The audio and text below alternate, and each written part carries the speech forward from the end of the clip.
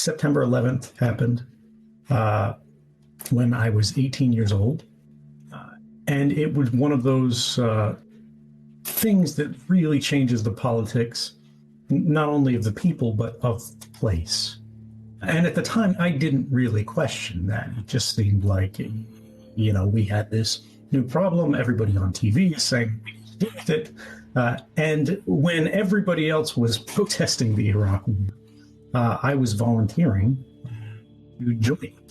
And that's because I believed the things that the government was saying. Not all of them, of course, but I believed that the government was mostly honest, because it seemed to me unreasonable that the government would be willing to risk sort of our long-term faith in the institution of government for short-term political advantage.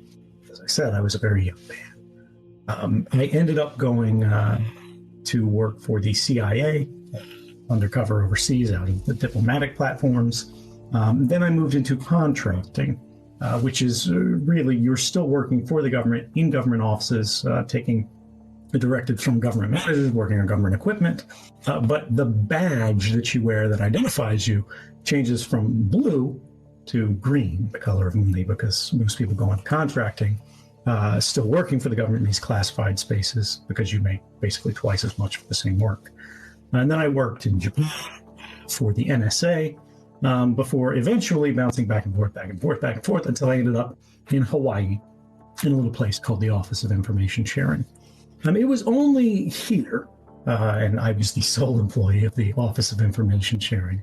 They didn't realize how good I would be at that job, and neither did I, that I could see the whole picture, which was at the same time that I was beginning to identify with the government was beginning to identify less with its citizens and the public of the world more generally. What had happened was, as we grew up with this idea of the private citizen, because we have no power or influence relative to the great institutions of the day, and the public official, right, where we know everything about them and what they're doing, who they're meeting with, and what their policies are and what their interests are. We scrutinize them because they order our lives. Their directives determine what happens tomorrow. Well, that was being inverted. And because of the new war on terror, all the old rules, all of the old ideals could be tossed away and replaced with a new system. And that was the system of mass surveillance that we were not publicly told about. The government knew it was likely unconstitutional and certainly illegal. But they continued with it anyway because they argued to themselves, at least, it was necessary. It was not necessary, and it would take some time to establish that with facts, and that's the story that we've got in the years since. But in brief, realizing this through the documentation of the architecture of this system, how it came to be, who was involved in building it and authorizing it and constricting it, which fell to people like me who did not realize at each step of our careers what it was we were actually building, because the need to know principle collapsed your universe to your work. You didn't realize what the office next door to you was doing. You weren't supposed to, for those of us who did know. And it was only by breaking down those barriers, the fact that I moved from CIA to NSA, that I moved from actual officer of government to a contractor working for private companies, extending the work of government, and then finally working in this office where I could see sort of everything, not just in my agency, but many other agencies, that I saw the large picture. And that was fundamentally that the government had lied not only to me, but to all of us.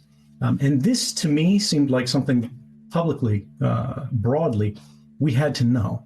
Because if government is, in a democracy, intended to be mandated by the consent of the governed, but we don't know what it is that they're doing, then that's not consent, or it's not informed consent. If consent is not informed, it's not meaningful. And so I started writing to journalists. That brought me eventually to Glenn. And that's where the story goes from there. Can you talk about that reaching out to Laura Poitras and Glenn. And yes, I want you to tell the story again because there are many who haven't seen the film, and it is that act that then will introduce Glenn. When you decided to leave everything that you knew so well, where you felt so safe, to enter a world where, as you said, you had no idea where you would end up.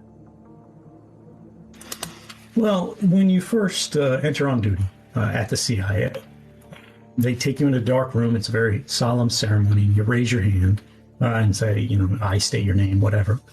Do solemnly swear to support and defend the Constitution of the United States against all enemies, foreign and domestic. They talk about the oath of secrecy. There is no oath of secrecy. There is a standard form 312 classified non-disclosure agreement the government makes you sign, which is what they're actually referring to, but it's not an oath. It's a civil agreement. Now, on the other hand, you do take this oath of service, as they describe it. And this, for me, is what animated me forward. What happens when you have conflicting obligations? On the one hand, you're supposed to keep the secrets of government because this is all classified information that we're discussing.